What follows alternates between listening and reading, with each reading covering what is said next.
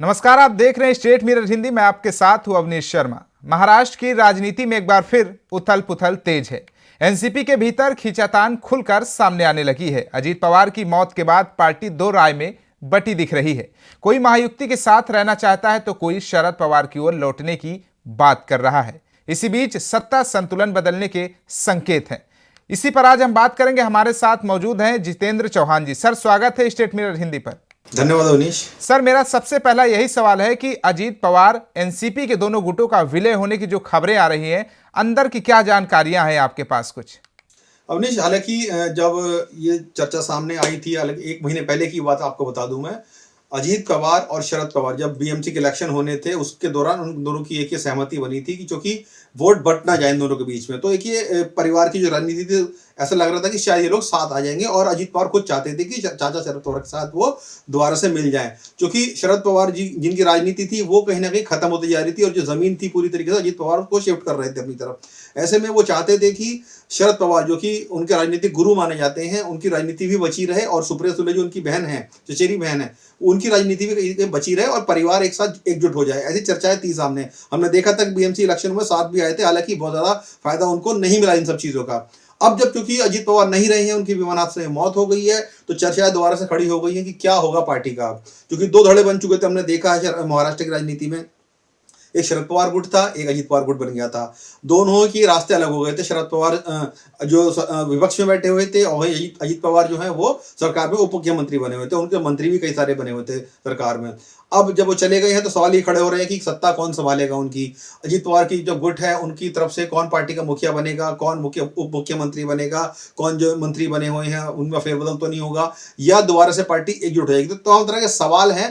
हालांकि उहापोह की स्थिति भी बनी हुई है अवनीश कि पार्टी के अंदर से किस ऐसे नाम को सामने लेकर आया जाए जो पार्टी की कमान संभाल सके। सर, मैं इन्हीं सवालों में आना चाह रहा था, क्योंकि महाराष्ट्र की सियासत ने सभी का जो ध्यान है खींच लिया है। सभी नेता हो या आम जन हो, सभी का ध्यान महाराष्ट्र की सियासत में है। मेरा यही सवाल है कि कुछ सीनियर नेता हैं, ऐसी खबरें आ रही हैं कि पत्नी सुनेत्रा को डिप्टी सीएम बनाना चाहते हैं, मगर ऐसा होता है तो क्या कार्यभार वो संभालने में कामयाब हो पाएंगी? क्या उतना राजनीतिक उनको है कि वो डिप्टी सीएम का पद संभाल सके? देखिए अवनीश, ये एक बहुत गहरा सवाल है कि कौन उनकी जो उत्तराधिकारी बनेगा, कौन बनेगा। उनकी जो पत्नी और राज्यसभा सांसद हैं अभी, सुनेत्रा की अगर बात करें तो उनके 2 पुत्र हैं। वो हालांकि एक पुत्र थोड़ा राजनीति में सक्रिय जरूर है, लेकिन उनकी कोई बहुत बड़ी पहचान नहीं है।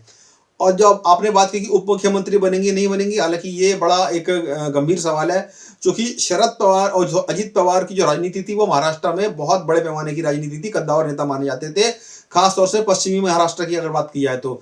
सुनेत्रा की अगर बात करें तो क्योंकि वो खुद नहीं राजनीति माना नहीं चाहती थी, लेकिन अजीत पवार ने जब उनको लगा कि क्योंकि अब वो शरद पवार से अलग हो चुके हैं, एनसीपी 2 भागों में बढ़ चुकी है, तो ऐसे में केंद्र की राजनीति में भी कोई बड़ा नाम उनकी तरफ से होना चाहिए, तो उन्होंने अपनी पत्नी को राज्यसभा सांसद बनवाया था और बीजेपी के समर्थन से। वो राज्यसभा में सांसद भी हैं और कई कमेटियों की स्टैंडिंग कमेटी में भी मेंबर बनी हुई हैं।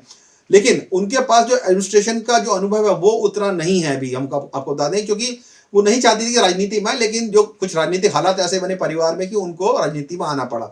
लेकिन जो बात कह रही है कि उप मुख्यमंत्री कौन बनेगा, तो देखिए वो एक बड़ा पद है और चूंकि महाराष्ट्र में लंबे समय के लिए अगर राजनीति करनी है तो वहां पर उस पद पर ऐसे किसी व्यक्ति को हटाना पड़ेगा कि जो सभी तरह की चीजों को मैनेज कर सके। चूंकि महायुति भी उसमें है, महायुति के साथ उनको गठबंधन में रहना है और किस तरीके से उन पद को भी बचा के रखना है, अपने विधायकों को भी इंटैक्ट रखना है। क्योंकि एक बड़ा सवाल ये उठ रहा है अवनीश की जो एनसीपी अजीत पवार गुट के जो विधायक थे, कहीं वो दोबारा से शरद पवार के खेमे में ना चले जाएं या बीजेपी उनको तोड़ के अपने खेमे में ना कर ले।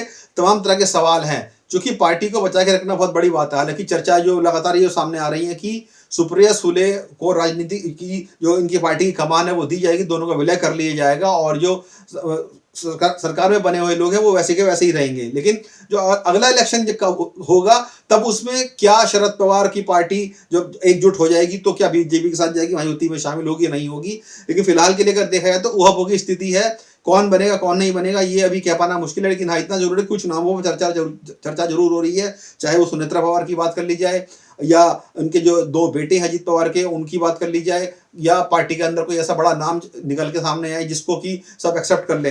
हालांकि जो प्रफुल्ल पटेल हैं वो शरद पवार के बेहद करीबी माने जाते थे और अभी जो अजीत पवार गुट में थे वो, लेकिन उनको महाराष्ट्र की राजनीति में इतना बड़ा पद दिया जाएगा मुझे लगता नहीं, क्योंकि उनकी जो राजनीतिक जमीन है वो वहां पर बहुत बड़ा कोई मास लीडर नहीं है। वो अजीत पवार एक मास लीडर थे अपने क्षेत्र में, बारामती में या पश्चिम महाराष्ट्र की अगर बात की जाए तो बड़ा नाम थे, क्योंकि लंबे समय से राजनीति वो करते आ रहे। तो ऐसे में कई तरह के सवाल हैं और खुलकर कुछ चीजें सामने नहीं आ रही है, क्योंकि पार्टी के अंदर या परिवार के अंदर क्या कुछ बातें चल रही हैं वो अभी बाहर निकल कर नहीं आ रही है। लेकिन हाँ, इतना जरूर है कि पार्टी लगातार इन चीजों को तय करने में लगी हुई है कि आने वाले समय में जो राजनीतिक दिशा है अजीत पवार के खेमे की वो किस तरह जाएगी, सरकार में क्या वो भूमिका में रहेंगे, कौन वो शख्स होगा, उनको उप मुख्यमंत्री बनाया जाएगा या पार्टी की कमान किसको दी जाएगी। लेकिन चर्चाएं बहुत सारी हैं, कुछ अभी ठोस कॉन्क्रीट निकल कर सामने नहीं आया। सर, जो अजीत पवार की मराठों के बीच अच्छी एक पकड़ बताई जाती है और महायुक्ति वैसे ही नेता ढूंढने की कोशिश करेगी कि जिसको डिप्टी सीएम के पद पर बैठाला जाए। इस पर अगर सुप्रिया सुले को जिम्मेदारी दी जाती तो कितना कामयाब हो पाएंगी पद संभालने में? और जो डिप्टी सीएम के पास पद थे और मंत्रालय थे, वो मंत्रालय क्या डिप्टी सीएम जो बनेगा उसी को दिया जाएगा या किसी और को भी दिया जा सकता है? इस बात पे तो मुझे कोई संकेत लगता नहीं है कि सुप्रिया सुले को उप मुख्यमंत्री बनाया जाए, क्योंकि वो भी विपक्ष में बैठी हुई है। शरद पवार का जो गुट है वो महायुति में नहीं है, आप समझिए इस बात को। क्योंकि अजीत पवार का जो गुट था वो महायुति में उनके साथ सरकार में बने हुए थे, क्योंकि जो शरद पवार गुट है वो विपक्ष में है और सेंटर में जो अभी सांसद भी बनी हुई है सुप्रिया सुले, और कहीं ना कहीं वो सरकार में शामिल मुझे लगता नहीं कि होंगी और ना बीजेपी करना चाहेगी, क्योंकि वो एक तरीके से विपक्षी राजनीति कर रहे हैं। क्योंकि उनका अलग महागठबंधन बना हुआ है, उसमें शिवसेना है, उसमें अजीत पवार की शरद पवार हैं उसमें, और एआईएमएम के लोग भी हैं, कांग्रेस भी है, तमाम तरह के गुट हैं जो वहां पर बने हुए हैं, वो विपक्ष में बैठ रहे हैं। ऐसे में परिवार के अंदर ये बात सामने आती है कि सुप्रिया सुले को कमान दी जा रही है, तो ये बड़ा चैलेंज होगा उनके सामने कि क्या वो बीजेपी के साथ जुड़ेंगी, क्योंकि अभी तक की राजनीति में देखा है कि वो उनकी मुखालफत करते नजर आ रही हैं, बीजेपी के साथ समर्थन में कभी नहीं रहे हैं वो। लेकिन क्योंकि राजनीति में कब अगली सुबह आ जाए और क्या नया देखने को मिल जाए पता नहीं होता है। हो सकता है कि भाई उप मुख्यमंत्री पद का अगर उनको दिया जाता है तो वो शायद ले भी ले, लेकिन ऐसा होता तो मुझे नजर नहीं आता, क्योंकि अगर पद किसी को दिया जाएगा तो अजीत पवार के खेमे से किसी को दिया जाएगा, चाहे तो वो सुनेत्रा हो या उनके किसी पुत्र को दिया जाए या उनके किसी करीबी को, ऐसा जो महाराष्ट्र की राजनीति में बड़ा नाम है और उनके खेमे में के लोग ताकि बने रहे, उनकी राजनीति बनी रहे, परिवार भले एकजुट हो जाए, लेकिन मुझे लगता है कि जो सेंटर पावर ऑफ सेंटर रहेगा वो शायद अजीत पवार के खेमे में रहेगा और पार्टी की कमान भले ही सुप्रिया सुले को दे दी जाए। मतलब राजनीति में यही बहुत बड़ी दिलचस्प की बात होती है। मगर सर, महाराष्ट्र की पॉलिटिक्स में जिसका डर था अब वही होता दिख रहा है। अजीत पवार के निधन के बाद अब उनकी पार्टी में साइड इफेक्ट दिखने लगे हैं। अजीत पवार के जाते ही एनसीपी में दो फड़ों में बंटना शुरू हो गया है। कुछ सूत्र ये भी कह रहे हैं कि अजीत पवार की एनसीपी अब दो गुटों में बंट गई है।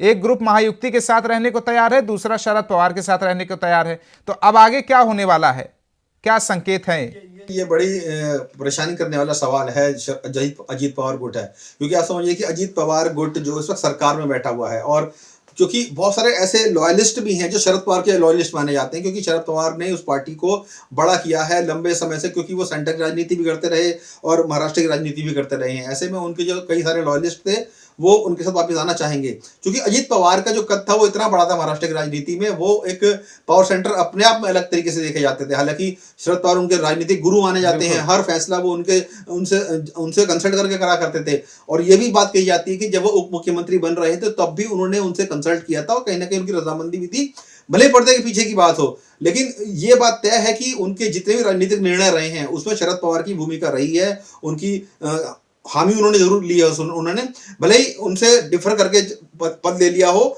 लेकिन कहीं ना कहीं उनको इस बात का इल्म जरूर रहता था कि हाँ अजीत पवार अब राजनीति में क्या करने वाले हैं, क्योंकि वो उनसे शेयर करते थे चीजों को। क्योंकि शरद पवार का राजनीतिक अनुभव इतना ज्यादा है अवनीश कि हर कोई उनको भीष्म पितामह कहता है कि जिस तरीके से उनका राजनीतिक करियर रहा है, 85 साल की उनको उम्र है, करीब करीब 6 दशकों से वो राजनीति में, सक्रिय राजनीति में, तो बड़ा लंबा चौड़ा अनुभव है उनका। और अजीत पवार इस बात को भली भांति जानते थे कि महाराष्ट्र में मराठा की राजनीति अगर करनी है तो अजीत जो शरद पवार है उनसे बड़ा कोई खिलाड़ी इस वक्त वहां पर है नहीं।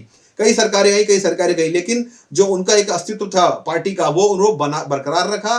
भले सत्ता में रहे नहीं रहे, लेकिन उनके विधायक हमेशा रहे, उनके सांसद हमेशा रहे, और कहीं ना कहीं केंद्र सरकार में भी उनकी जो भागीदारी हमेशा देखने को मिलती रहती। अभी हालांकि वो विपक्ष में जरूर बैठे हुए हैं, और जैसे कि आप कह रहे हैं कि दो फाड़ होने की बात आ रही है, देखिए दो फाड़ होने का तो शायद उसका चांस बन जाए, लेकिन चूंकि शरद पवार और अजीत पवार दोनों चाचा भतीजे थे, सब जानते थे कि दोनों कितना एकजुट मिलकर रहते हैं, लेकिन अजीत पवार ने अपनी एक राह अलग चुन ली थी, अपना गठबंधन बना के महायुति में शामिल हो गए थे वो, और उनके जो बहुत सारे विधायक थे वो लेके चले गए थे।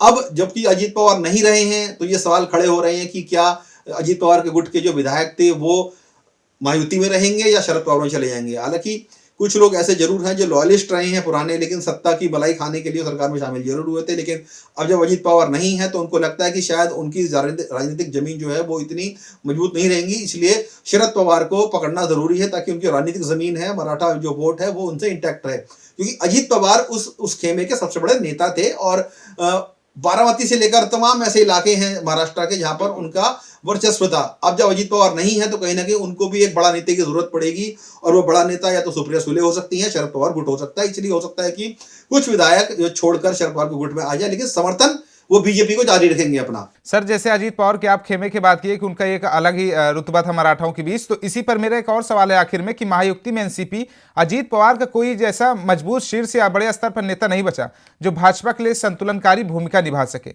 अब फडणवीस और शिंदे के सामने नई सियासत कैसी होगी? देखिए, आपको बताऊं कि जो अजीत पवार हैं उनका पश्चिमी महाराष्ट्र में बहुत बड़ा एक रुतबा रहता था, एक अच्छी पहचान थी उनकी, और वो बीजेपी के लिए भी कहीं ना कहीं वोट मैनेजर की तरह काम करते थे, क्योंकि जब वो गठबंधन वहां पे होता था तो बाकी सीटों पर उनका जिम्मेदारी होती थी कि बीजेपी को वोट मिले, उनके जो खेमे के लोग रहते थे, तो वो बड़ा वोट मैनेजर उनको माना जाता था। लेकिन अब चूंकि अजीत पवार नहीं है तो बीजेपी को भी ये सोचना पड़ेगा कि उस क्षेत्र में अपनी राजनीतिक जमीन को अगर बचा के रखना है और अच्छे से लेके जाना है, तो कहीं ना कहीं जो जीते हुए विधायक हैं उनको अपने साथ इंटैक्ट रखें। हो सकता है आने वाले समय में उनको मंत्री पद दे दिया जाए या कुछ और चीजें दे दी जाए, जैसे कि वो इंटैक्ट रहे बीजेपी के साथ, महायुति के साथ, क्योंकि बीजेपी उस वोट बैंक को खोना नहीं चाहेगी, और बीजेपी चाहती है कि कोई ऐसा नाम सामने आए जिससे कि सभी को फायदा हो, चाहे अजीत पवार के खुद का खेमे की बात करें या महायुति की बात करें, जो कि गठबंधन में सरकार चल रही है वहां पे। क्योंकि बीजेपी कोई रिस्क लेना नहीं चाहेगी, और वो चाहेगी कि कोई ऐसा नाम सामने आए, चाहे वो सुनेत्रा पवार की बात करें, उनकी वाइफ को अगर वो वहां पे लेकर आते हैं, उप मुख्यमंत्री बनाते हैं, तो शायद वो जो सिंपैथी वोट है वो उनके साथ कनेक्ट रहेगा। लेकिन वही राजनीतिक अनुभव उनको कम है, महाराष्ट्र की राजनीति में भले ही रही हो, लेकिन राजनीतिक अनुभव उनका नहीं है। जो उनके बेटे हैं वो भी राजनीति में थोड़े वो सक्रिय जरूर है, लेकिन उनका कोई मास गैदरिंग करने का कोई ऐसा वो नहीं है प्लान की वो आगे चल के राजनीति में जुड़ेंगे। क्योंकि राजनीति में लंबे समय के अगर रहते हैं आप तो जनता जानती है आपको। सिर्फ ये कह देना कि अजीत पवार के बेटे हैं तो जनता जुड़ेगी उनसे, ऐसा नहीं होता है। जमीन पर कितनी उनकी पकड़ है वो बहुत मायने रखती है। और जमीन पर अगर पकड़ की बात करें तो पार्टी के अंदर कुछ नाम ऐसे हैं जो जरूर उनको पार्टी कंसिडर करेगी। और प्रफुल्ल पटेल की जहां तक बात है, या और बहुत से कई ऐसे नाम हैं जो राजनीति में काफी सक्रिय रहते हैं, चाहे छगन भुजबल की बात कर ली जाए, या बहुत कई सारे नाम हैं जो पार्टी के अंदर बड़ा नाम कहे जाते हैं। तो उनमें से किसी नाम को जरूर पार्टी चुनेगी और भूमिका में लेकर आएगी, क्योंकि सब चाहते हैं कि सत्ता की मलाई भी खाते रहें और संगठन है वो भी मजबूत रहे। बिल्कुल, इन्हीं तमाम सवालों को लेकर महाराष्ट्र की सियासत पूरी तरह गर्म है। सभी के मन में सवाल यही कि कौन डिप्टी सीएम हो सकता है, और डिप्टी सीएम जिसको बनाया जाएगा क्या उसको जो अजीत पवार के पास मंत्रालय थे उनको सौंपा जाएगा। शुक्रिया सर, स्टेट मेयर के साथ जुड़ने के लिए, बातचीत करने के लिए। धन्यवाद।